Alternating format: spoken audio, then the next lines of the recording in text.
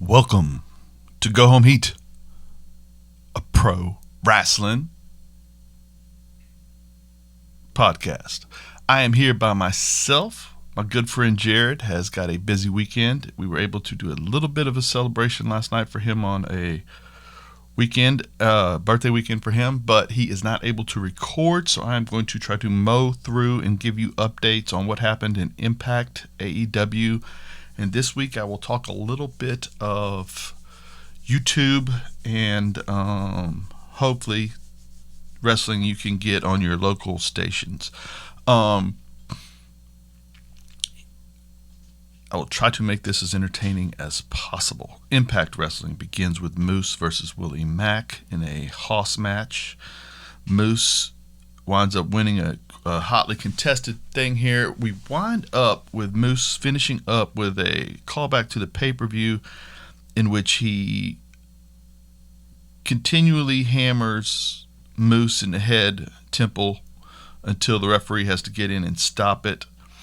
I thought this was it's just the brutality of Moose in the direction he's going after his feud with EC3, and Willie Mack is one of the more over faces in the company, and we are probably going towards a Rich Swann Moose thing eventually, which gives you the uber talented lightweight, although your total Impact champion, versus the uber athletic and huge Moose. This is going to be great.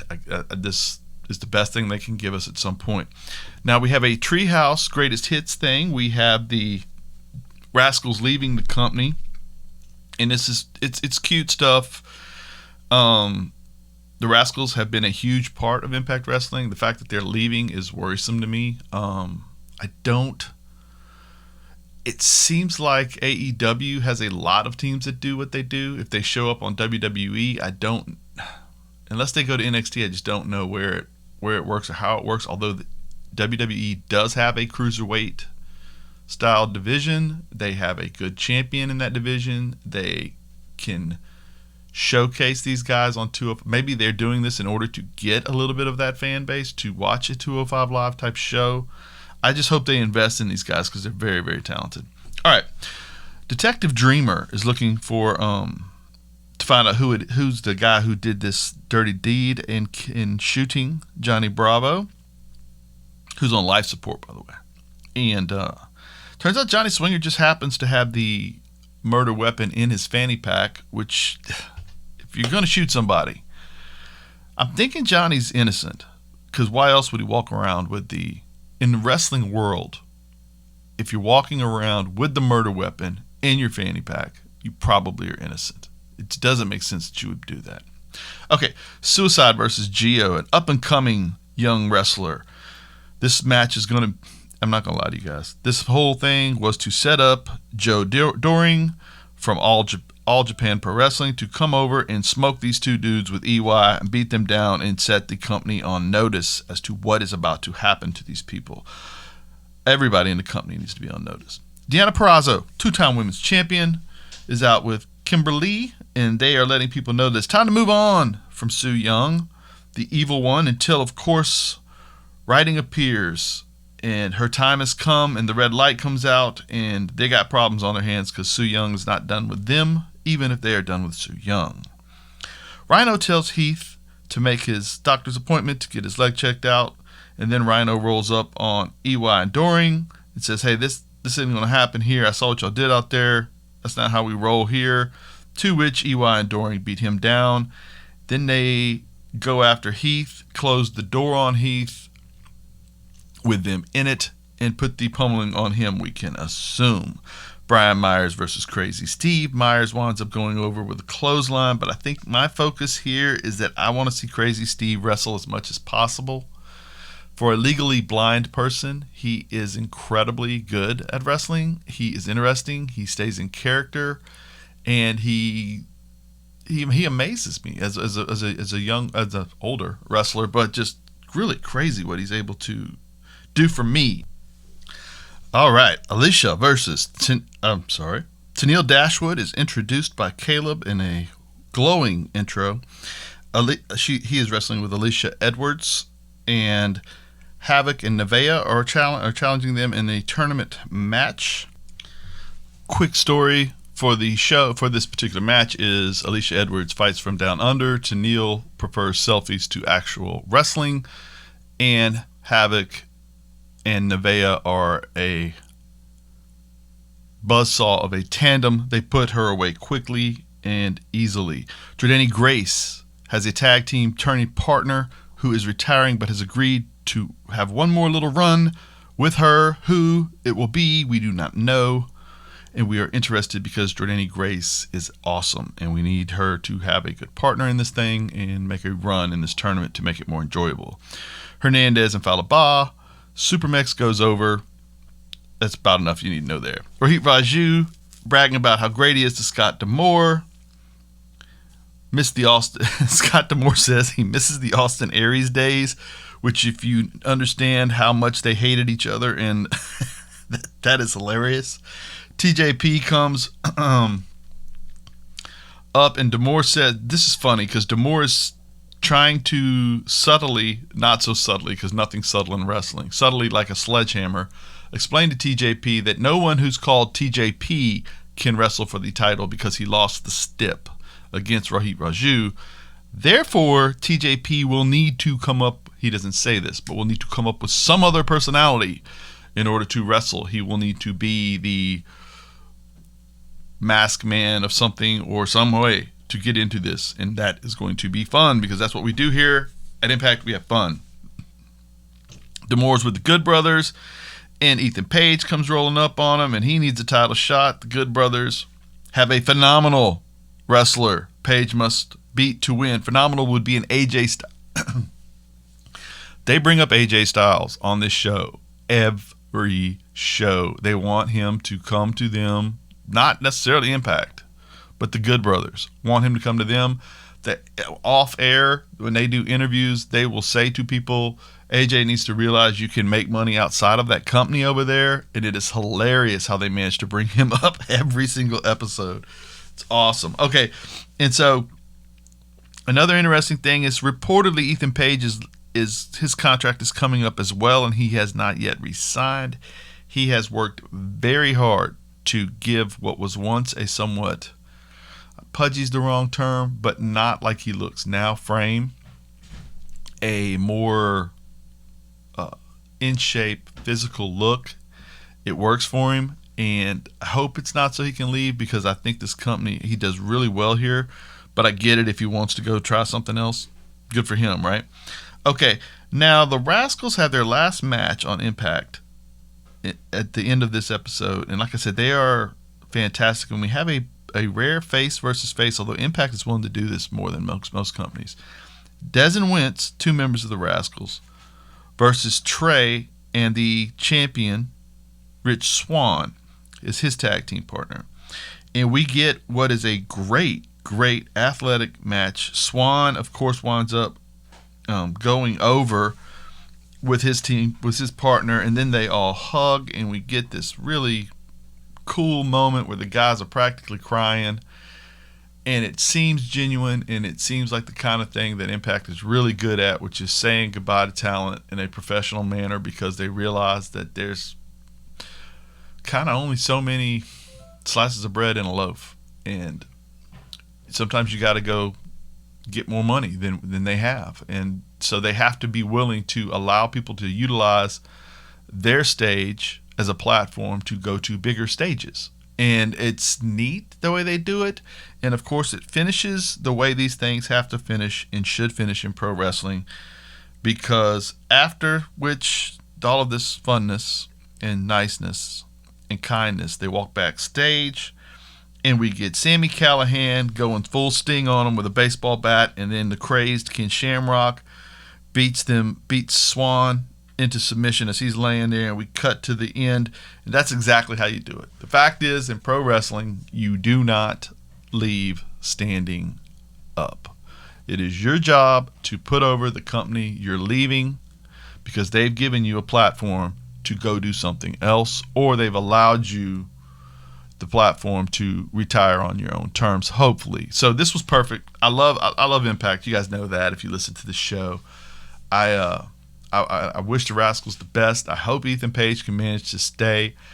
As a general rule, I just find that Impact is so good at telling these hokey stories and keeping me laughing and relaxed when I watch pro wrestling, which is not something every pro wrestling company is able to do. All right. Ray's going to come in here in a second here. The Go Home Heat Kid is going to help me out, and I want to tell you a couple of things. One, quick commercial for a company that we have partnered up with. We are now being featured on their SoundCloud app, their SoundCloud station. It's called All Everything Entertainment. I am also writing a few articles for them about basketball currently and maybe other stuff to come. I have found this company to be very neat. They do, like it says, the title's simple, All Everything Entertainment. They cover sports, they cover wrestling, and they cover music. They cover movies, TV shows, any type of pop culture stuff, and it is really cool. And I think that once we expanded out of wrestling, we at Go Home Heat felt like, once Ray decided we needed to do a music podcast, and then Nick decided, hey, we should probably be talking movies. This was a natural evolution I did not realize was out there. So if you get the chance to go to their go alleverythingentertainment.com, check them out, read their articles. They'll tell you fantasy football updates. We had some fine basketball writing. They did a few podcasts on basketball. They're going to have Tyson Kidd is going to be on their All Everything Entertainment Network Wednesday night, I believe. And as you know, he's a trainer in WWE. He was featured on the Lana special. He trains Lana once a week. His wife is one of the great in-ring performers of all time, Natalia Neidhart, which is, of course, Tyson Kidd's wife.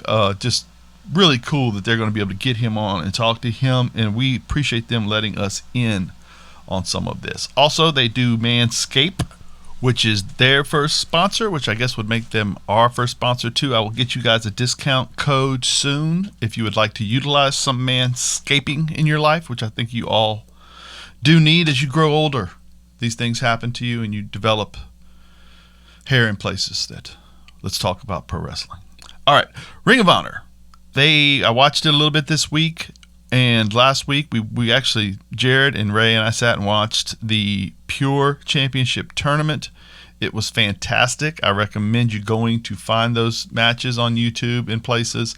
And also, MLW started their new season, and anytime Jacob Fatu, formerly known as the Samoan Werewolf, now known as the Samoan Smashing Machine, I prefer Werewolf. Ray, you prefer Werewolf? Oh, by the way, I've entered the premises now. Yes, Ray is here. You prefer Samoan Werewolf to Smash Machine. Even if it's only because Samoan Smashing Machine sucks. Ouch. God, I understand. It's too wordy. But anytime that dude is on your television set, watch him. He's a fantastically strong, agile, nearly 300-pound man, and he's their champion at MLW. Now on to the focus of the U.S. Wrestling Week. Rastlin. AEW Dynamite. We have the Young Bucks versus Top Flight. Top Flight would be a up-and-coming group that kind of challenged the Young Bucks online and or out in the social media world. Darius Martin and Duarte Martin. It winds up being a good little match. The Bucks allowed these guys to hang around and showcase what they're capable of, which was a good thing because they're very good young wrestlers. And then we get what I'm hoping is a program, because Jack Evans and Angelico Hybrid Theory, No, Hybrid 2 attack the two young Top Flight baby faces, and this is great because it feels like we're about to get a Young Bucks. I just want Jack Evans and Angelico to be in anything that matters, right? They're too talented to not be.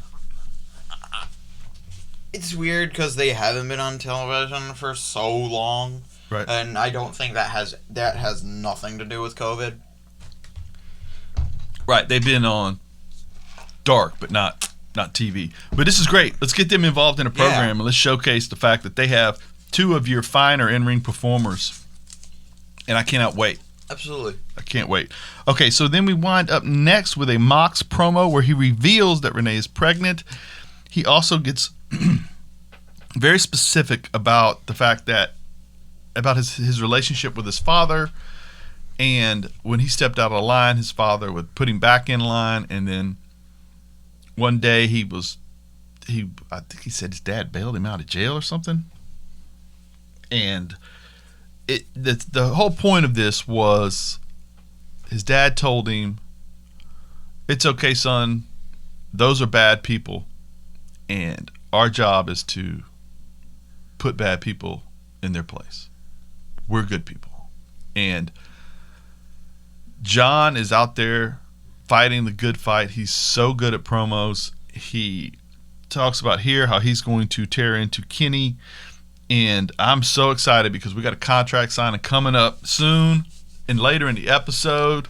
And I'm excited for John Moxley to be, Renee's pregnant. Good for him.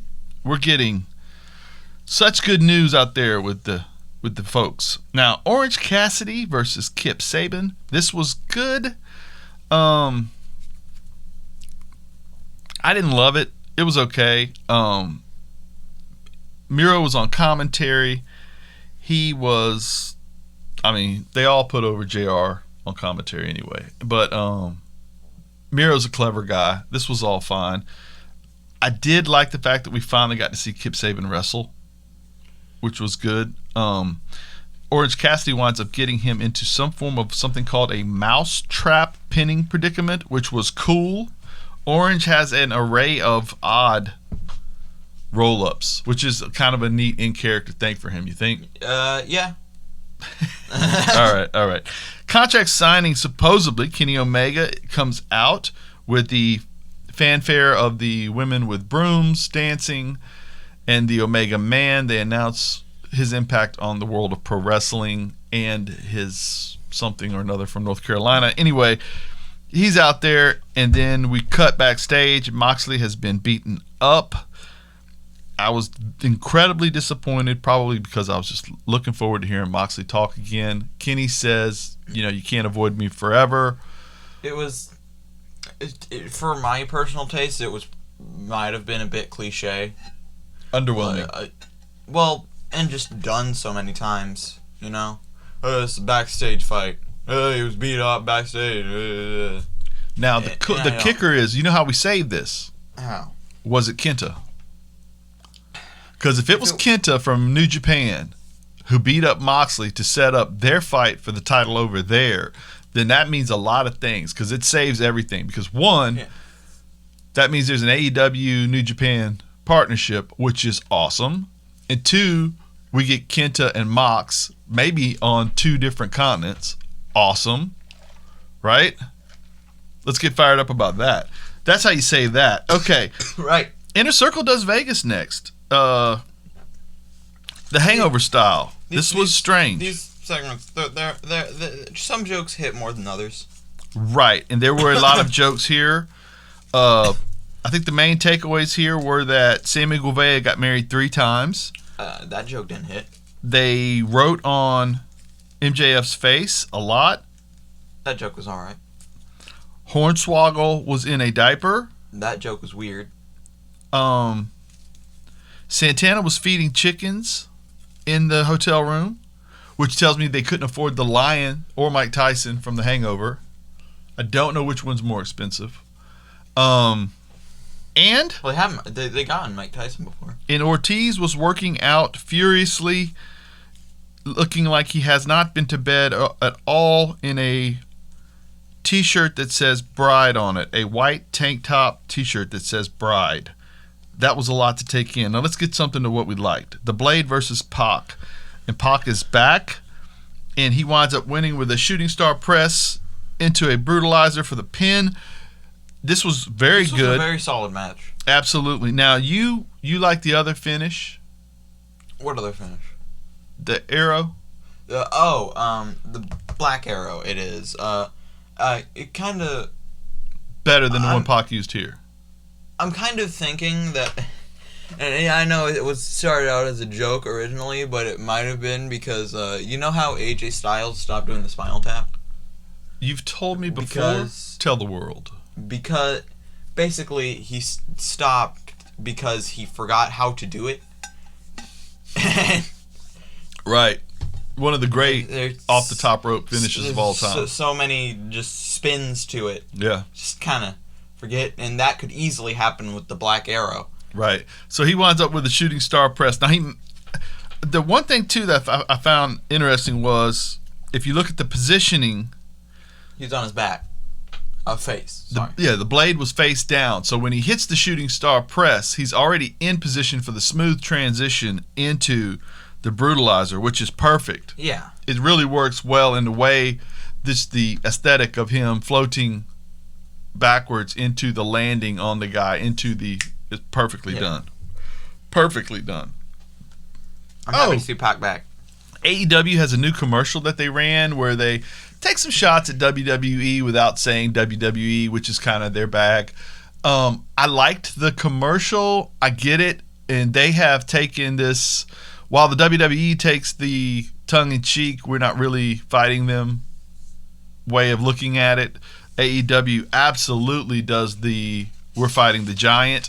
And I don't necessarily like it in every promo, but a commercial where you explain the difference, like in the fact that I'm fighting the monolith and that we're a 1-year-old company and nobody said we could do this, yet here we are, a wrestling company by wrestlers, is perfect for what they want, the demo they're trying to reach, the fan they want to bring back to the fold. I really think they did a good job on this. Okay. Yes. Serena D versus Thunder Rosa in what was a very good women's championship match. I felt like it could have been a bit better, but that is only because of the thing with Britt Baker that happened in the middle of the match. Oddly enough, Britt Baker Reba distracted, and then Britt hit a DDT on Thunder Rosa, and that did not have anything to do with the finish, which was strange, because you would have thought that the interference would have had to do with the finish, but of course they wind up having a second half of the match where Rosa loses, and then she winds up getting heat with Britt and Reba after the match. To me, it was match of the night, and it was, like you said, I felt like this was going to be the best women's match AEW have had. Now, don't get me wrong. If I look back, there might be something better. I don't necessarily know, but the fact that the Britt Baker thing was in the middle of the match and didn't lead to the finish at all kind of left me dazed. They just threw it out there for no reason. Kind of left me dazed and confused. I totally get it. It's almost like it I would have preferred, and here's what I think too. Like, this was the best match they could have, but not the best match that company can have, but not the best match these two people can have. They're the best two wrestlers in the company is what I'm trying to say. And all they had to do for this to be the best match that the company's ever had for women wrestling is to save the Reba Britt thing to after the match. Or at the finish. Right. Like, I would have preferred it to be after the match. I would have preferred it to be after the match. Let's have a clean finish and move on. But yeah, I get it. It would have been better if it were at the finish, and it made sense. As much as I've killed Britt Baker over, and this has nothing to do with Britt, the years, or over the year singular. I'm excited. I think Britt has looked good lately in the ring, and I'm excited about a program with her and Thunder Rosa. I'd like to see Rosa as much as possible. Yeah, and I think that if anybody can take Britt to that next level, going into a feud here with Rosa, and then maybe later Deeb could actually do that in the next 6 months for Yeah. her, and I think we would be Yeah. off and running right here. So I don't mind the direction all this is going in. No. I personally would have just done it a little different. Yeah, the way we got there is kind of rubbing me the wrong way. Potato, potato. Right. Brian Cage and Ricky Starks versus Cody Rhodes and Darby Allin. Cage gets the Michinoku driver over Allin for the win. This was a very good match. It was fairly clean for one of these 4 people things. Oh, I forgot about something, so I'll get to it later. I apologize. Now, after it's over, I like the Cage got the win over Allin because that means we get the Cage Allin program and also maybe some friction in the group.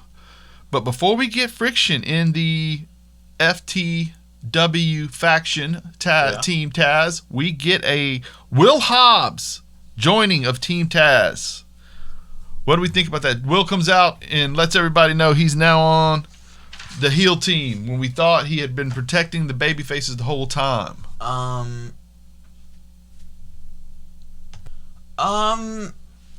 think it was okay. My main problem with it is I barely know this Will Hobbs guy's character at all. Right. He doesn't really have an established character, so just turning him heel, it's kind of like, yeah, why are you supposed to trust him in the first place? Right. He's been limited. He's been limited on the Dynamite show. Now he has been on Dark, but we kind of were supposedly told that we didn't have to watch Dark in order to get everything that's going on, and that's here's where, you know what I would have done if I was going to book this, and again, I'm nitpicking, but if I was going to book this, Will Hobbs would have been a tag team partner, not Kobe. Yeah. Cody. Because he was a guy that kind of came to the rescue multiple times. Then you can tell the story of Hobbs. You're telling the story of what it would be like if Hobbs was an ally to Darby. Darby doesn't have friends anyway in the company. That would have been neat. Then you have Hobbs go heel. Yeah. At the end of the match, and that turns everybody inside out, right? Because you quickly get here's what this could be, here's why this could matter. If Darby had an ally, as small as he is, to have somebody that's watching his back when he's always been the lone wolf, that makes it interesting, right? Okay, now let's get to a little piece of business that I thought was strange. Earlier in the evening, we had a backstage segment where Shaq's friend... you forget her name. Jade Cargill has jumped Brandy Rhodes backstage. Like I said, this was a little earlier tonight, and they, Vicky Guerrero and Nyla Rose are fighting off the officials who are trying to separate them. Jade winds up, it looks like, breaking Brandy's arm with a chair, and then Big Swole comes in to save the day, and they are nose to nose, and Jade backs away with Vicky, and they go their separate ways. What do you think I had a problem with? Well, I know because you talked to me, but okay, here's what I had a problem with, guys. And if Big Swole runs to save her friend who has just had her friend's arm broken, and these people fight for a living, and 2 people are standing nose to nose with very little air and a ton of opportunity between them, and we don't get punches thrown, how am I supposed to think that Big Swole cares one bit about Brandy Rose? Speaking of caring one bit about Brandy Rhodes, one of my problems was, out of everything... The invisible plexiglass was between them. Go ahead. Speaking of caring about Brandy Rhodes, I did not like this segment very much, but that's only because, it's crazy how no one stood in before she got her arm broken. Well, we don't know if anybody was there. They should have been within earshot since they came running up fairly quickly. How could you not hear Brandy getting beaten to the point they can grab a chair and put it over her arm? While referees are trying to stand there, and Vicky and Nyla yelling, "Stand back!" Right, and Vicky Guerrero shrieking. How long is that hallway? I wonder what's happening over there. But it wasn't entertaining, like you said last week. AEW's never boring. No. They constantly, like the Vegas thing, they threw things at the wall. Some of it hit, some of it didn't. They with Brandy, they threw things. Some of it hit, some of it didn't. With Britt, some of it hit, some of it didn't. A lot of this show hit this week. Yes. A lot of the show hits every week. Of course. We had a good time. We missed New Japan Jared. We'll see you next week with New Japan Jared, and things will be back to normal-ish for our Thanksgiving episodes. For my man Ray, the Go Home Heat Kid, this has been a Go Home Heat production. Copyright 2020. Go home.